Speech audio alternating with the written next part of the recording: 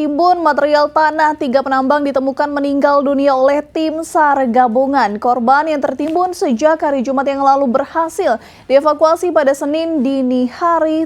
3 penambang yang bekerja di tambang rakyat Desa Tatalu, Kecamatan Dimembe, Kabupaten Minahasa Utara, Sulawesi Utara terjebak di dalam lubang galian emas sejak Jumat 6 Desember 2024. 3 korban tersebut diduga meninggal tenggelam dalam lubang akibat air tiba-tiba meluap.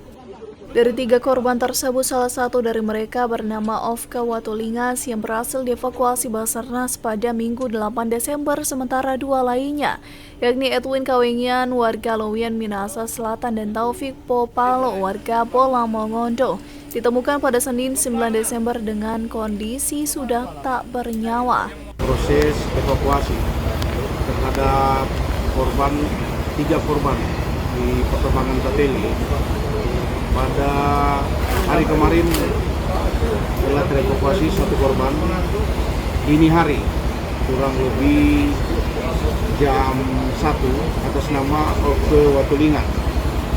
Kemudian pada hari ini juga tim SAR gabungan telah mengevakuasi 2 korban, di antaranya Taufik Popalo dan Edwin Kawengian.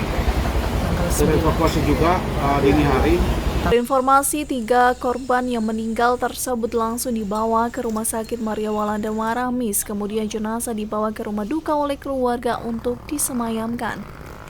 Brian Umboh, Kawanua TV.